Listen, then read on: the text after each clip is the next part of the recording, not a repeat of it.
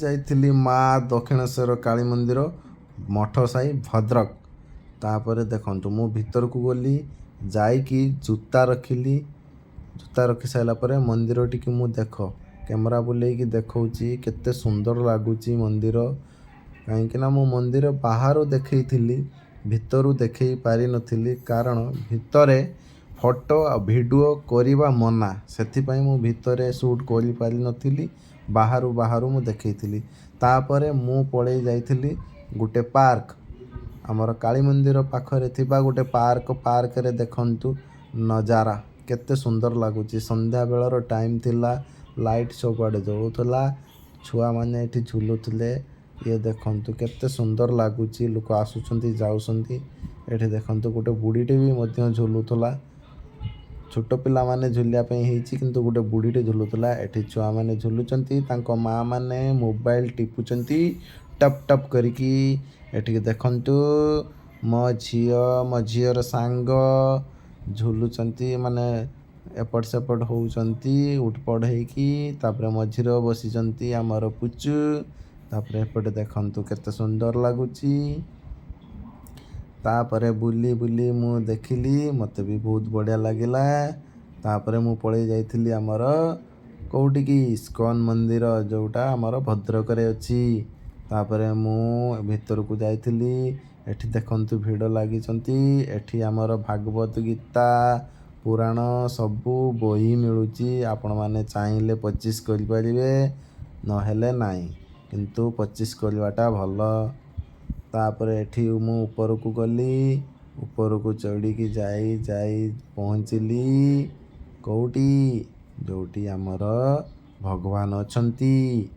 ଇଏ ଦେଖନ୍ତୁ ମୁଁ ଦେଖଉଛି, ଏପଟେ ଦେଖେଇଲି, ଏପଟକୁ ଯାଇକି ଦେଖଉଛି। ବାପରେ, ଇଏ ଲୋ ବାପ, ଭଗବାନ ବସିଛନ୍ତି ଦେଖ, ଆମର ଜଗା ବସିଛନ୍ତି। ତାପରେ ରାଧାକୃଷ୍ଣ। ତାପରେ ଏଠି ଦେଖନ୍ତୁ କେତେ ସୁନ୍ଦର ଦେଖାଯାଉଛି ଭିତରେ। ମନ୍ଦିରଟି ବହୁତ ସୁନ୍ଦର। ଆପଣମାନେ ଆସନ୍ତୁ, ଆସିକି ବୁଲିକି ଯାଆନ୍ତୁ, ଆପଣଙ୍କର ମନ ହଜିଯିବ। ଏଠି ସମସ୍ତେ ଦେଖନ୍ତୁ ବସିଛନ୍ତି ସନ୍ଧ୍ୟାବେଳେ, କେତେ ସୁନ୍ଦର ଆନନ୍ଦ, ପୁରା ଆନନ୍ଦ ହିଁ ଆନନ୍ଦ। ଆପଣମାନେ ଆସି ବୁଲି ଯାଆନ୍ତୁ, କେବେ ବି କହିବେନି ଯେ କି ମୁଁ ଏଠିକି ଆସିଲା ପରେ ଯିବାକୁ ବି ମନ ହେବନି ତମର। ଯେଉଁମାନେ ଆସିଛନ୍ତି ସେମାନେ ହିଁ ଜାଣିଛନ୍ତି। ତାପରେ ଏଠି ଦେଖନ୍ତୁ ଆମର ଇସ୍କନ ମନ୍ଦିର ଯିଏ ସୃଷ୍ଟି କରିଥିଲେ, ସୃଷ୍ଟିକର୍ତ୍ତା, ତାଙ୍କର ଗୋଟେ ପ୍ରତିଛବିଟିଏ ରହିଛି। ଆପଣ ଦେଖିଲେ ଭାବିବେନି ଯେ କି ଇଏ ଗୋଟେ ଷ୍ଟାଚ୍ୟୁ, ଅବିକଳ ମଣିଷଟିଏ ପରି। ଆଉ ଏଠି ଦେଖନ୍ତୁ ସମସ୍ତେ ଆଣ୍ଠୁମାଡ଼ି ପ୍ରଣାମ କରୁଛନ୍ତି ଭଗବାନଙ୍କୁ। ମୁଁ ସାଇଡ଼୍ ଦେଇକି ପଳେଇ ଯାଇଥିଲି ଆମର ଗୋଟେ ଜାଗା ଦେଖନ୍ତୁ। ସମସ୍ତେ ଏଠି ଛିଡ଼ା ହେଇଛନ୍ତି, ଛିଡ଼ା ହେଇକି ସମସ୍ତେ କହୁଛନ୍ତି ମୁଁ ଲଗେଇମି। କ'ଣ କନି, ତିଲକ। ଇଏ ଦେଖ, ତିଲକ ଲାଗିଗଲା। ଏ ଲୋ ମା, ତିଲକ ଲାଗିଗଲା। ତାପରେ ମୋ ଝିଅ ବି ଟିକେ ପୋଛି ଦେଉଥିଲା, କାହିଁକିନା ଏଠି ସେଠି ପୋଡ଼ି ଯାଇଥିଲା, ସେଥିପାଇଁ ପୋଛିଦେଲେ। ତାପରେ ଲାଗିଲା ପୁଚୁର।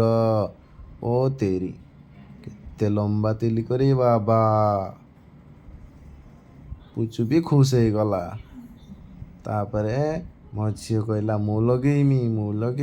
ଇଏ ଦେଖ, ସିଏ ବି ଧରିନେଲା ତିଲକ, ଏଠି ଲଗେଇଦେଲା। ଏଠି ଟିକେ ଆଣି ଖୁଞ୍ଚି ଦେଇ ଆଣି ଦେଖ, ତା ମାମା ଟେକିଦେଲେ, କାହିଁକିନା ମିରରକୁ ତାକୁ ଦେଖା ହେଉନଥିଲା, କାହିଁକିନା ସେ ଟିକିଲିଟେ, ସେଥିପାଇଁ।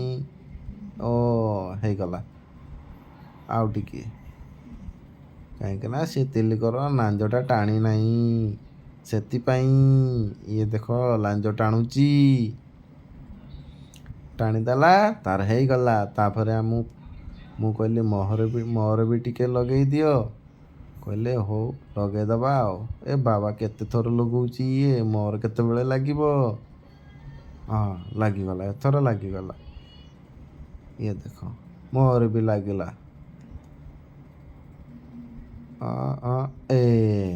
ଏବେ ହେଇଗଲା, ଲାଗିଗଲା ତିଲିକର ଲାଞ୍ଜ ବି ଟାଣିଦେଲେ।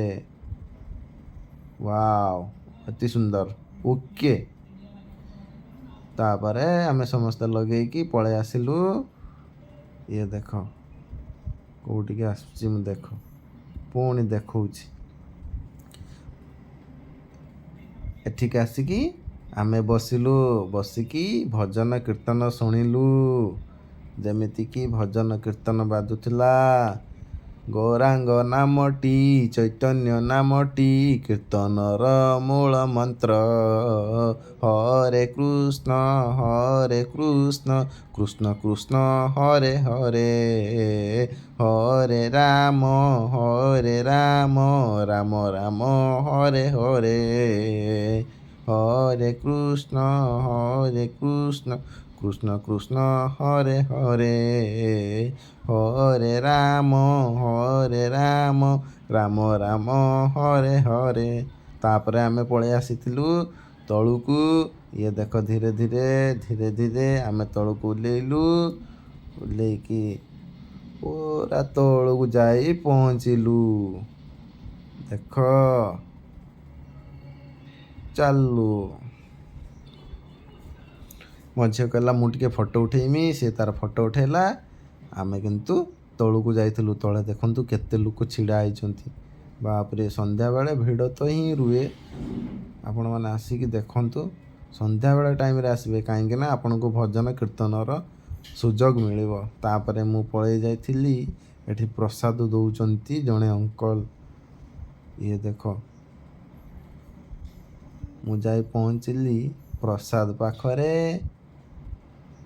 ପ୍ରସାଦରେ ଆମେ ନେବା ପାଇଁ ଇଏ ଦେଖ, କିନ୍ତୁ ପ୍ରସାଦରେ ଦେଖ କ'ଣ ଦିଆହେଉଛି। ଏଇ ଦେଖ, ମୁଁ ବି ଯାଇ ପ୍ରସାଦରେ ଆଣିଲି। ଏଠି କିନ୍ତୁ ସୋଲ ଦୂନା ୟୁଜ୍ କରାଯାଏନି, କେବଳ ଶାଳପତ୍ର ଦୂନା ହିଁ ୟୁଜ୍ କରାଯାଏ। ଇଏ ଦେଖ, ମୁଁ ପ୍ରସାଦ ଆଣିଲି। ଆପଣଙ୍କୁ ଦେଖଉଛି ପ୍ରସାଦ କ'ଣ ଅଛି।